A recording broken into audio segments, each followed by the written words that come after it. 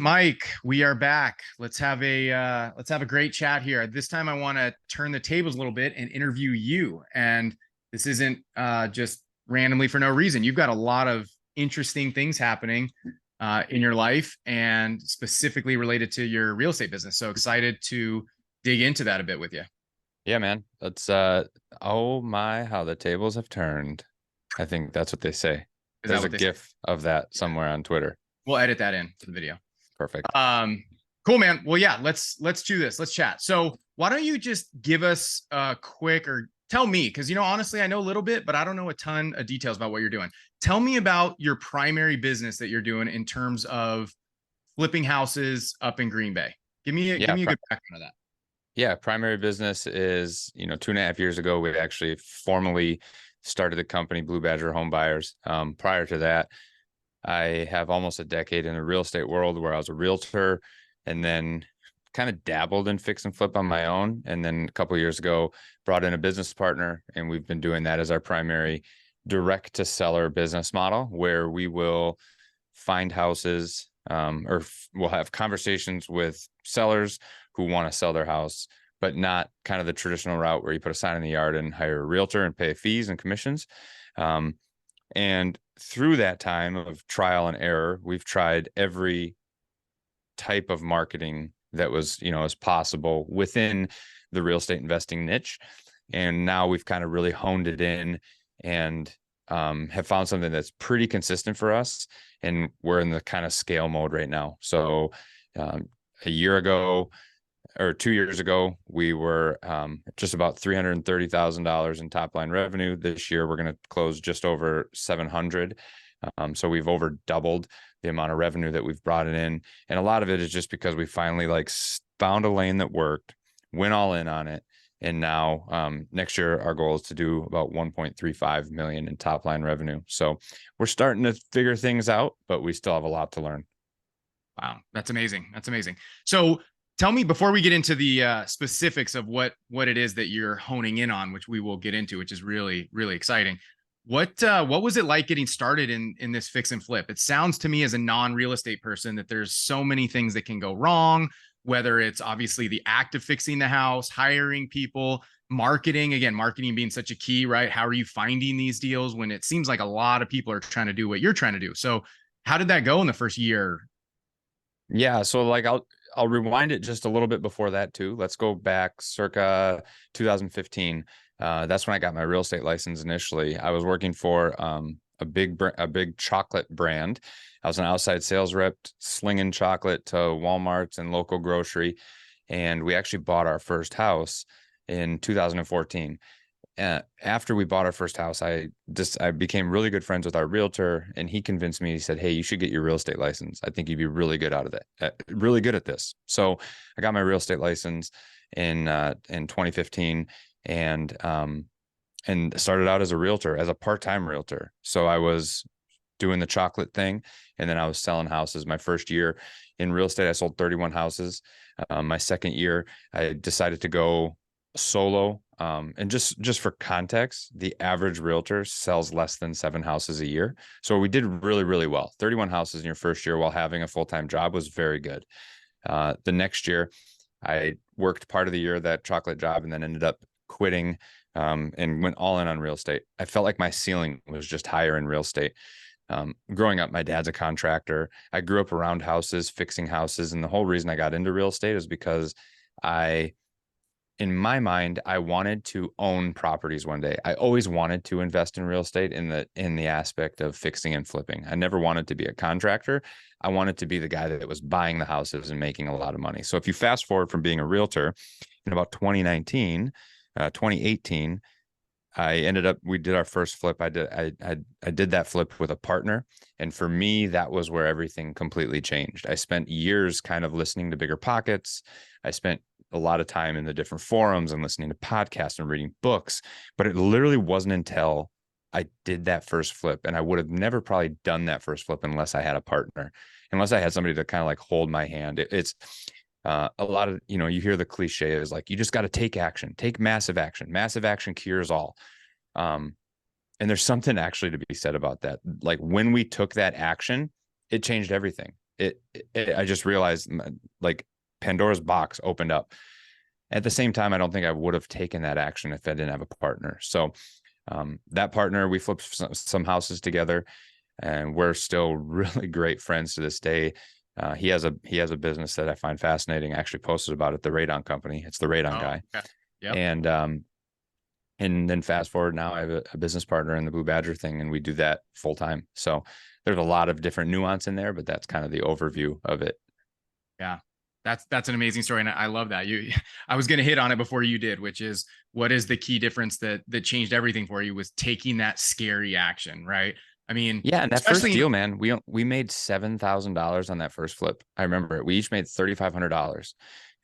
And how it came about, we both went and looked at this property because back then we were buying a lot of properties when they would refer to as on the courthouse steps. So meaning they would get auctioned off. And I was going to these auctions and never bidding on anything because I was just kind of like obsessed with all of the all the knowledge that I was gaining, but I'd never take actual action on it. So we were both at a property one day and we said, hey, let's go look at this property. And then we walked through it and we're like, man, we both like this. And then the thought process was, well, instead of competing against each other, why don't we just partner on this deal? So you be the money. I was in real estate at the time, so I understood kind of the construction part of it. I knew where the renovations would cost. I knew what the market value of the house would be. And then like any project, we overspent on it and we only made $7,000. But if you think about it, we got an amazing education on fixing and flipping and partnerships and in construction management. And we got paid $7,000, right? So it wasn't a home run, but we each made money. So where would you go to school and actually make money for learning? Totally. And that's what I was going to say before you even said that you made $7,000. It would have been absolutely worth it if you lost money, right? And sometimes that's the way to think about it, right? It's about the education. If you make money, that's great. That's awesome. If you lost money, you just got into a world that you're able to see now that you couldn't before, and you got a massive education. So yeah, making money on top of that, that's amazing. Yeah, it was just like the cherry on top. You know what I mean? Yeah. So tell me about the journey, getting toward this new aha moment that you've had with this new strategy. What were you doing before you found this strategy to find these homes? And then how'd you figure out this strategy and what's been going on with it? Yeah, I would say the strategy is not anything new, right? There's no new ideas. It's right. Just copy and paste and your own interpretation of what's worked for other people. So if you rewind to about 2019, I was starting to do more fix and flip properties than I was real estate, or at least my forward focus, right? So like at the beginning of the day, you can choose to prospect. When you're in business for yourself, you have to go out and prospect for something before you can ever cash the check at the end, right? So I would wake up and I'd have two options. I could say, I want to go out and be a realtor and prospect for clients, or I can go out and I can prospect for sellers who want to sell me their house. At that time in 2019, we had just had our fourth child, and I was getting to the point where I was really not wanting to go do showings from 4 p.m. till 7 p.m, writing an offer for somebody and then hoping at 11 o'clock we would get that offer accepted, right? It was just not conducive for a family lifestyle. 2019's, also a year that I found Front Row Dads. That's where you and I met, right? So probably had a lot of shifting in my mindset of how can the mindset was, how can I do less deals and make more money, right? The Sean Peary lazy man approach, right? So that's when I started actually just kind of pivoting the business model and thought, okay, well, we have two routes here. I can go find a seller who wants to sell $100,000 house, charge a 6% commission in which I would have to split with another agent. And at the end of the day, I would get $3,000, right? 3 and 3. And then you actually get probably about $2,000 after brokerage fees. Or I could find that same person that wants to sell their house for $100,000, but I know that if I put $25,000 into it, I could make it be worth $150,000.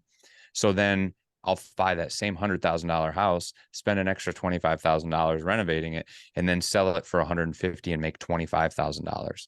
So I could literally do the same amount of work in prospecting and make 10 times the amount of money on the same deal. So my thought process was like, how can I do more of this?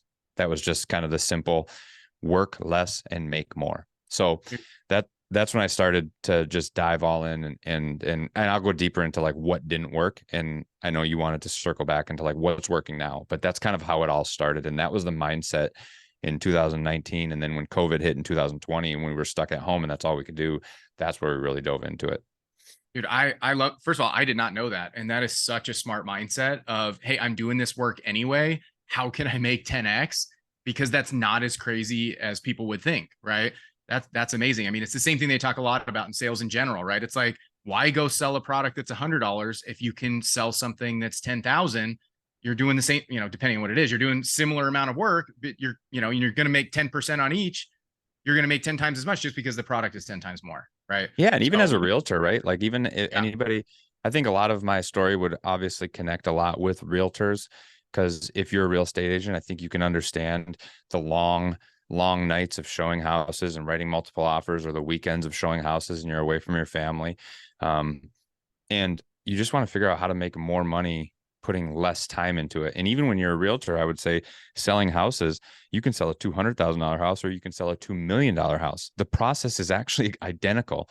And I would venture to say more often than not, selling that more expensive house is actually easier, because it's easier from a stress standpoint of the conversations with the clients are usually a little bit higher end, right? So when you're selling a $2 million house, it's not, these people aren't worried about their last dollar and maximizing every $50 they get in closing. So they're not going to nickel and dime you for your commission.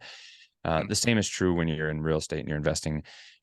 We have a different strategy. We're not going to flip those $2 million properties, but when you're having conversations with that $2 million property type owner, they're way different. Yeah, absolutely. Plus, one of the big benefits of the higher end like that is there's less competition, right? There are way fewer of those types of homes. So that's a big benefit as well. Yeah, that's amazing. So tell me about the prospecting aspect, finding these homes to do this, because I imagine there's a decent amount of competition, people trying to do this as well. Yeah, I mean, just like anything else, right? Like, I think it got popularized with HGTV, a decade ago, and everybody thought, oh, I can flip a house and make a bunch of money, right? There's almost every single person I talk to about what I do says in some capacity, oh, I'd love to flip a house or something like that, right? Or I watch a lot of HGTV. So from a prospecting standpoint, really, when you get into real estate, there's two types of market. I just actually think there's two types of marketing in general for any of our businesses, any lead flow. You have outbound and you have inbound, right? So, and there's benefits to both.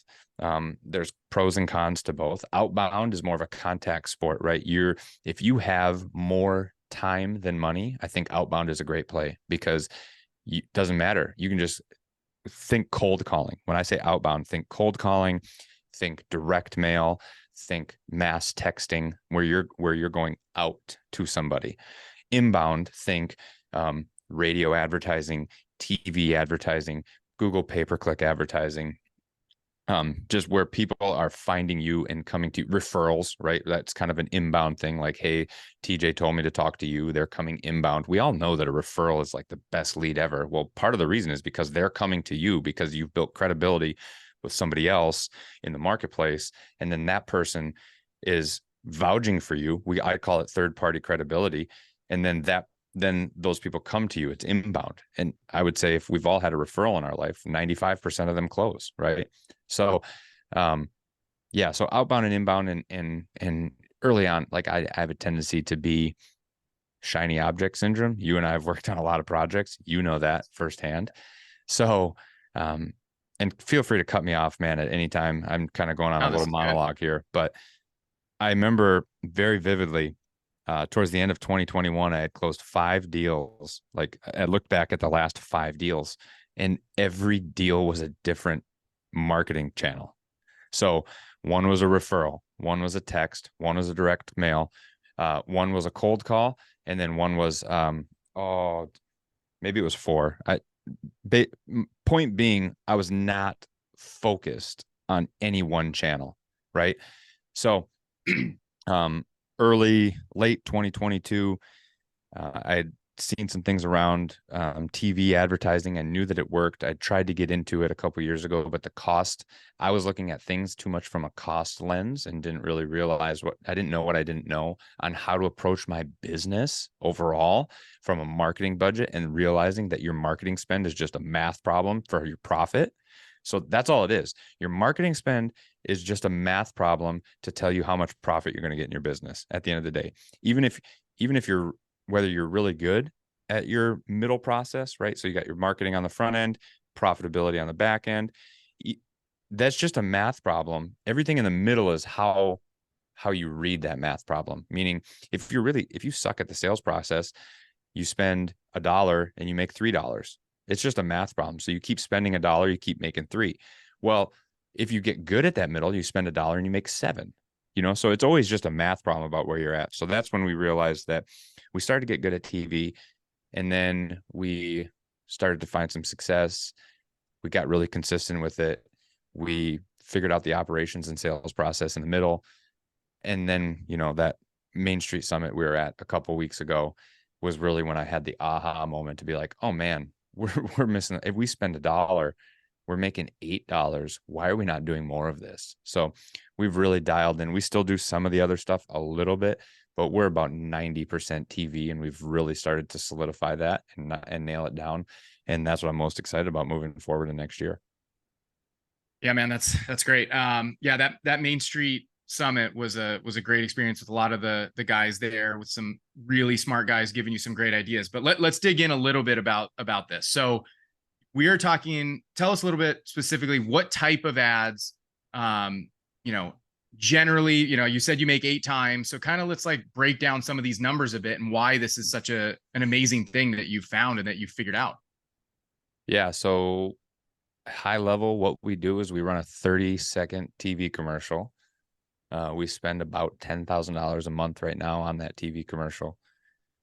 That commercial runs about 800 to 900 times across 5 channels in our local market. And when I say local market, it's a multi-county market. It's basically wherever the TV channel will air over the air, right? And I'm in a smaller kind of what I would say like a secondary, tertiary market. You're in Austin. I'm in Green Bay, Wisconsin. Wildly different, right? I don't know that this system would work as great in Austin. There's a lot more competition, and that would be maybe my caveat. I don't know. I don't know what I don't know. We're helping people do this, but we're still figuring that out. And I feel like our market is really, really good for that. So we spend $10,000 a month on advertising. It's going to net us. It's going to get us about 2 to 3 deals a month. Each one of those deals, we make $40,800 per deal. So we make about $80,000 on the $10,000 spend. So we get about an 8x top line return on that, right? Now, granted, that's not what we put into our pockets, but it's still very, very good. So our return on our ad spend is $80,000. And kind of the simple realization that we had at Main Street was why am I not doubling this? Why am I not tripling this at some point, right?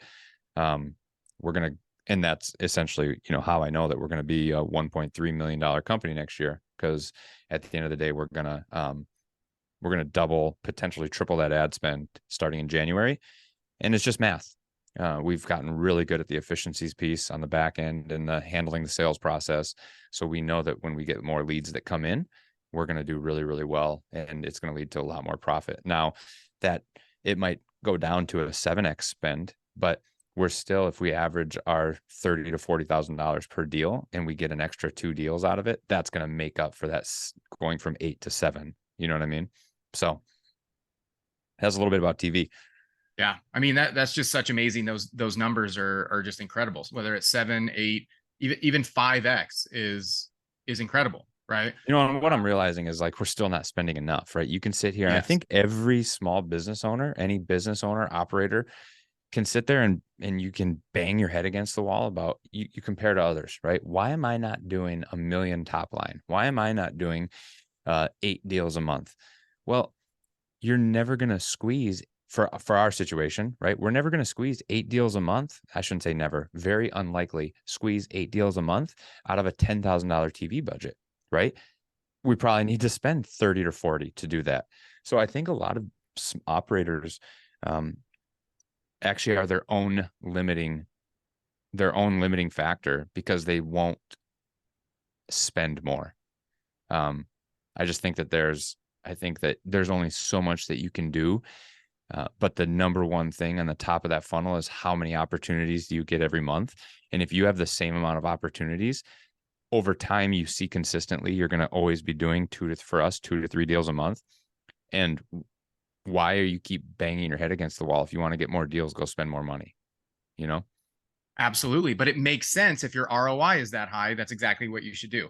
Right. And it Now, seems like, I'm sitting there, I'm the one saying this now, but I'm only telling you this because after that conversation that you, me, Nick, and Cole had at Main Street, it's like, oh yeah, I am an idiot. Why am I not spending $40,000 a month instead of 10? I remember Nick's look on his face was literally like, whoa, wait 1 minute. Like, you get an 8x return top line and you're not spending more money on it. I was like, yeah, no. Yeah. Why? Yeah. That's a good question. I don't know. Sometimes you need it thrown in your face, right? But I think what you're describing, which is so interesting, is this is not specifically a real estate or a flipping thing. This is business, right? I'm in the insurance business. Exactly. And most agents, they only want to spend a couple grand a month on leads. And then you see these guys who are writing more in a month in insurance than most agents will write in a year. Why? Because they spend 10x on ads, or in this case, on leads. Once you have your process, by the way, that's such a key part of this, right? Is having the right process down. Assuming you have that and you know your ROI, assuming it's positive, just keep spending more, right? And sometimes you have to go through all that crap. Like I said, 4 or 5 deals, all from 4 or 5 different lead sources. Sometimes you just have to, that's part of the process and figuring it out and trying it. Also part of the process is going all in. And like you said too, I think that you're absolutely right. Cause I'm actually trying to pull up Twitter right now to look at something. Cause, you do see, I think everybody listening to this has maybe had a situation. I know I'll raise my hand because I'm guilty of looking at somebody and seeing their numbers. Use insurance for an example for you, and you'd be like, that guy is not smarter than me at all. Yeah. Right? You have those thoughts and you're like, well, what is the difference? Well, you can be really bad at business and still make a lot of money just because you've had more at bats. One of my favorite quotes is you can from Jim Rohn. Jim Rohn talks about the law of averages I used to be in a multi-level marketing company. I'll admit to it. I was there. And one of the things that he talks about is the law of averages. And if you do anything long enough, a ratio starts to appear, is what he'll say. And he says that, you can sales calls, for example, you can get really good and you can maybe get 9 out of 10 people to buy when you do a sales call. Well, TJ, if you get 9 out of 10 people to buy, if we're in a 30-day competition, I can still beat you. I only get 1 out of 10 to buy, right? Well, 1 out of 10 and 9 out of 10 in a 30-day competition, you're going to go talk to 10 people and get 9. I'm going to go talk to 100 people and get 10. So you can still be that's just getting more leads. You can still be really bad at business. Getting more leads is like the antidote to any business problem, because like I said, it's a math problem. Even if you're really bad, if you got more opportunities on the top of the funnel, you're going to have a better profitability on the back end. Or finding a unique marketing source that others aren't using. For example, if there's a lot of guys out there spending a crazy amount on Google ads, and you come in and you found this source of TV ads that people aren't thinking about, your ROI is higher. You theoretically could be worse and still make more money than those people who are really smart, but they're just using Google ads, which are too expensive. Yeah. And what we found is that our average seller is somewhere between 50 and 70. And they're basically, a retired person that sits at home, and that age group and demographic still watches TV. So that's why we're on TV, because we're going where the eyeballs are. We do really well with those conversations. You're younger, 30 to 50, like those people are still doing life, buying houses. If you're over, 75, you're 75 or 80, their 30-year-old child is taking care of their estate, right? So we found that our sweet spot is somewhere in that 50 to 70, 75 range, targeted person that likes to watch Judge Judy in the afternoon. And we also know that TV works because TV's been around for a long time, and whether people like it or not, it still really works. I mean, you could probably make an argument that newspaper ads still work. I would bet for a certain demographic, for something really super niche, right? You could probably make that argument. We found that the TV works really well. It's a high enough, there's enough annoying about TV that deters people from getting into it. It's a higher setup cost. You got to shoot the commercial and have the right ad copy. You've got to be able to know like the timing, the frequency of the day. You got to be able to put it on the right TV channels for the people that are going to be able to getting in front of the right people that will call you. So we've figured that out over time. And that's kind of our unique advantage at this point. Exactly. Just knowing, oh, I can invest in TV ads does not mean you have it down now. Oh, I'll just throw 10 grand at it like Mike. I'll call a TV producer and we're good to go. It's more complicated than that, which is what you found out over time, right? You probably were not an expert the first time you figured this out. It probably wasn't as good, right? And with trial and error and really working on it and thinking it through, you've now kind of got it down. Yeah, and I can put exact numbers to that. When we first did it, we had a $5,500 a month ad budget, and we shot a 15-second commercial, and that commercial ran 54 times per month. And we thought we were killing it on one TV channel, the most popular TV channel in our market. So just to do the math, $5,500 a month for a 15-second ad for 54 ads every single month, right? So then what we realized is, oh, there's actually a different way to do this. So we increased our budget from 5,500 to 700, or sorry, 5,500 to 7,000. Our TV commercial went from 15 seconds to 30 seconds, right? So we doubled in duration. And then we went from 54 times per month to over 400 times per month, because we were able to identify, and oh, by the way, that was on 5 TV channels, not just one. Right. So, yep. Yeah, it takes some time. You got to screw some things up. You got to redo things. But now we're in a place where we're doing over 900 commercials a month. We're spending a lot more money than 5,500. But, had I known that coming out of the gate, I probably would have saved a lot of time and effort shooting multiple commercials and would have had a better ad spend in the beginning. But well, here's the thing. Now. So this is really interesting that you've done the hard work. You've gone through the trial and error. And like you just said, for most people, you probably could go through the process of the same trial and error as you. But this leads us to the last part I want to talk about with you, which is what other option could somebody have rather than trying to figure this out like you did on their own? There's the option of, okay, you've already solved it, right? Mike has solved this. How can you help other people avoid that trial and error process? Yeah, I mean, that's kind of what we're doing, right? Like, I don't want to make this a sales pitch or anything. That's not my intent, because you can totally go do this on your own, and I have nothing to sell you unless you want to be sold. That's my or pitch. You want to skip the line. You want to skip the work, right? I mean, that's, but you have two types of currency. You have two things, right? You have two things in your life. You have time and you have money. So if you don't have a lot of money, but you have a lot of time, go figure this stuff out, right? But if you don't have a lot of time and you value that, and you're the type of person that wants to be able to figure out how to do less deals but make more money, spend some money and figure it out so you can skip the line and turn somebody's decades into your days. That's my big, that's one of my favorite things. And, that's kind of where we're at right now when figuring this out, because we have figured out kind of the sales process, the lead flow. And we know that for every, X amount, I have a scorecard up here. We've tracked it down to a science. And now it's just becoming a math problem. And I wouldn't say we have arrived or we've figured it out, but we're definitely farther ahead than somebody who hasn't done TV ads. So if somebody's wanting a business where people are coming to you versus you always having to go out to people, I think that this is probably the best way to do it. And, with recent events and, I've had a newfound value on being home more often and kind of really trying to create a business that makes a lot of sense for me. I think this is it. Totally. Yeah. Yeah. Well, let's dig into that a little bit and then kind of talk about who this might be good for. But why does this, the timing of the Main Street Summit, where you learned all this, you had this mind-blowing thought, and they gave you some advice and ideas on this coaching aspect, and then something happened to you pretty close after that. And it seems like timing is very interesting with all of this stuff combined. So tell us a little about what happened.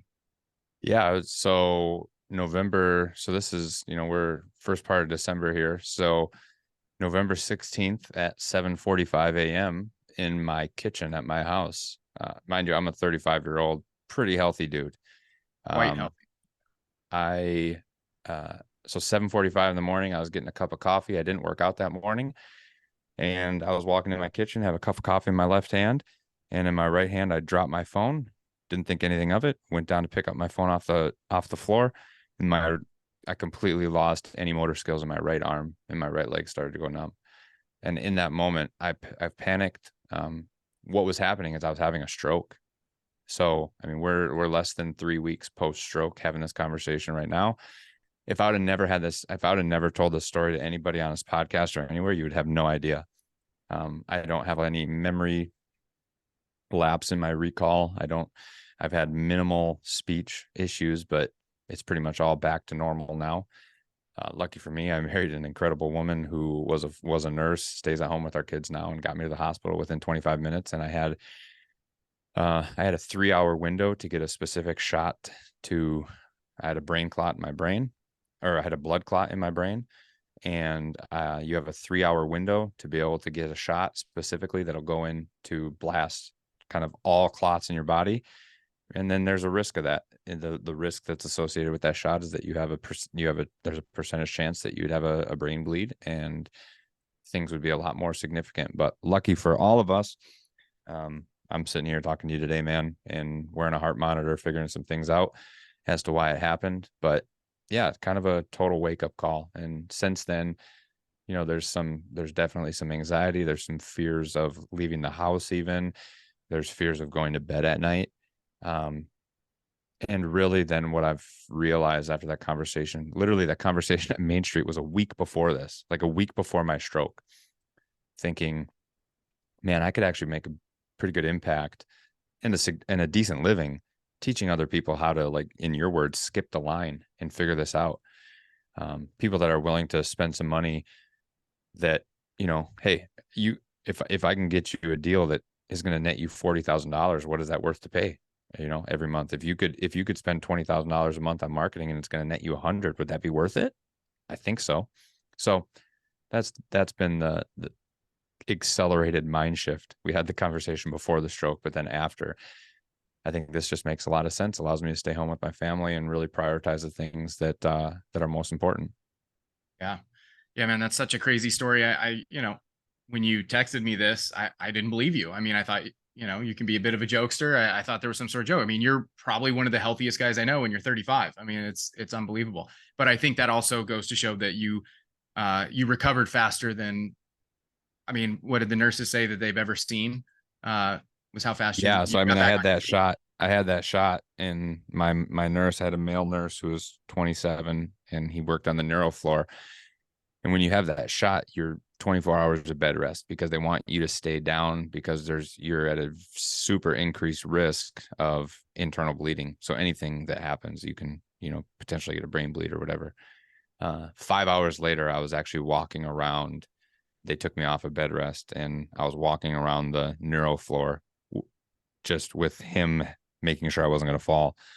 He says he's never had anybody that's gotten that shot and been walking the same day. So it was pretty incredible. A lot of things really lined up for me. I can't help but to think that it was an accident that everything went so perfectly. So really grateful just to be here. As cliche as that sound. I mean, I'm very thankful, and I know your family is as well. But the timing of all of this is so amazing that for the last couple of years, you put in so much work and effort to learn this process of finding these unique customers in a high ROI way, that now that you actually don't want to be out in the field as much, you have this knowledge and skill that you can essentially either do for people. And I know you haven't kind of decided how you're going to go about this, whether you're going to kind of have a done for you opportunity, if it's just going to be a straight up coaching, if there's some sort of in between, but where you can do it from home, right? And not have to go out in the field and take more risk. And I think that's pretty amazing that this all kind of happened at the same time. Yeah. I mean, all of the information and knowledge is in my brain. So there's no reason for me to go anywhere to do it. Right. We can jump on calls like this and I can share everything with somebody. So yeah, like you said, still figuring it all out, but we're definitely onto something here where we're getting an 8x return on our ad spend, and doing it. We were just talking before we jumped on this call. There's not a lot of businesses in the area probably that do 700 to 1.5 million top line. In That's a Green real, Bay. Yeah, that's a absolutely. real thing. That's a real business. So, Absolutely. it's pretty exciting. But I think the thing that's so exciting for this too is how many different types of people would want your help with this, right? Whether it's the wealthy real estate guy who wants to diversify and start getting into this, whether it's somebody who's already, maybe a small flipper who wants to get big, maybe kind of how you were in the past. Maybe it's somebody who's doing tons of flips and just has never thought about this market before. Maybe it's somebody who's wealthy and just not in real estate at all and wants in, right? There's so many different types of people who would say, hey, I'll pay you 10 grand, 20 grand, whatever you work out. Like, you're going to help me skip the line. You're going to get me to profitability very quickly. That's worth paying good amount of money to have an advisor like you basically show me or do it for me. I mean, that's what Yeah. I would want if I was in that position. And there's a lot of different, like, I don't fully believe that flipping houses is going to be the end all be all in somebody's like big dream, right? Because where you're going to create massive wealth is pivoting. I look at the flipping stuff as just kind of your cash generator. So you generate the cash and then you put that into long-term assets in which you hold. And then as you build that portfolio, that's where you make significant wealth long term. So, we have some rentals and stuff, and we're looking to pivot into industrial property. So like the residential flipping company is still going to continue to go, but pivoting that into Chris Powers is one of my favorites. Class B industrial real estate makes a lot of sense, and or mobile home parks is another one that's pretty good. So, we're also, in addition to doing deals, we're raising money from private lenders. We have guys like you and other people that you're not in it, but like just a normal dude like you investing in our deals. We've created relationships with large lenders that'll lend anywhere in the country on a fix and flip deal.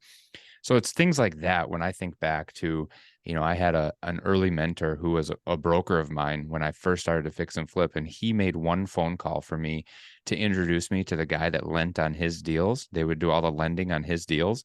That one phone call was massive because it opened up an opportunity to earn, to get investor deals or investor money on my deals. I didn't have to go pound the pavement to talk to 47 different investors to have 46 of them tell me no to get one that said yes. Like, he made one phone call and said, here you go. Here's my guy.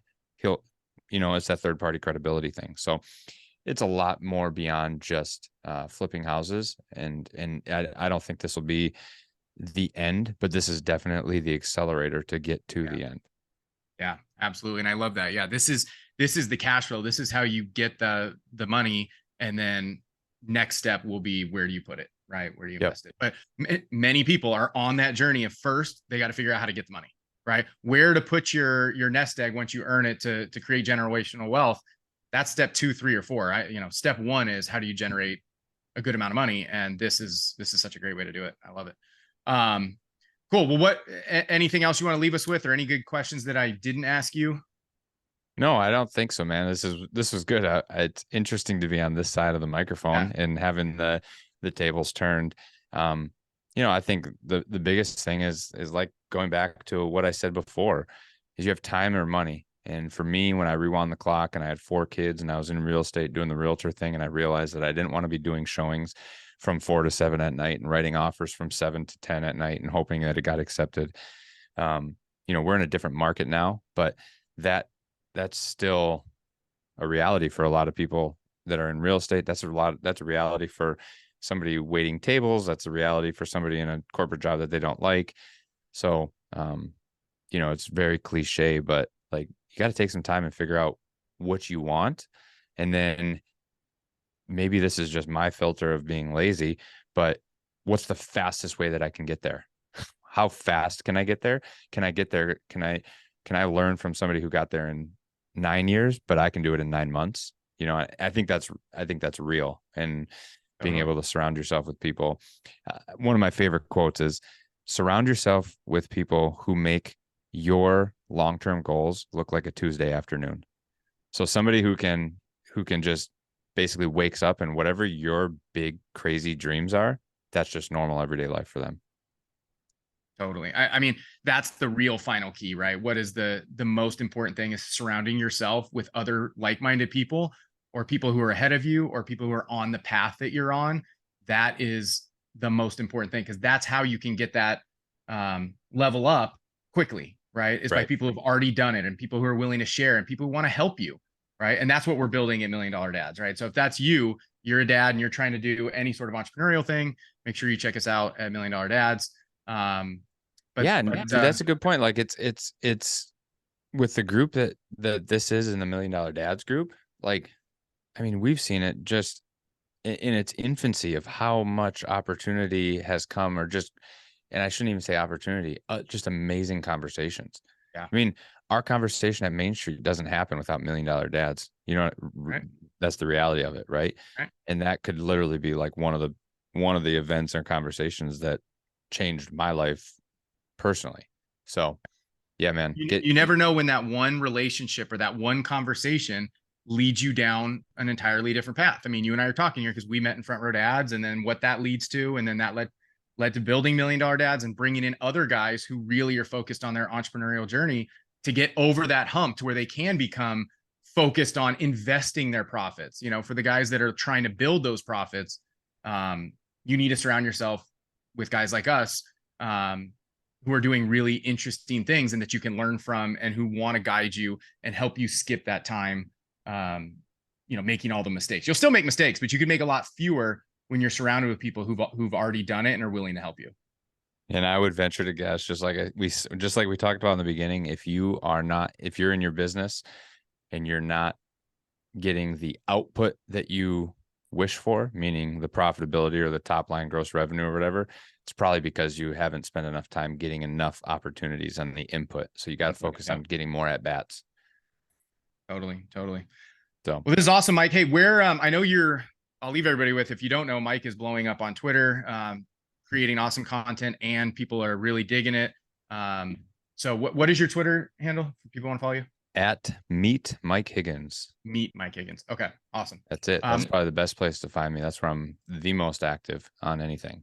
Yep, absolutely. Your DMs are open, right? Open, wide open. Reach out to him. He would love to help you. And so would I. TJ Larkin 23. My content's not as good as Mike's, but it's better than spam. So you can check that out too. All right. Thanks, guys. Thanks, Mike. This is great.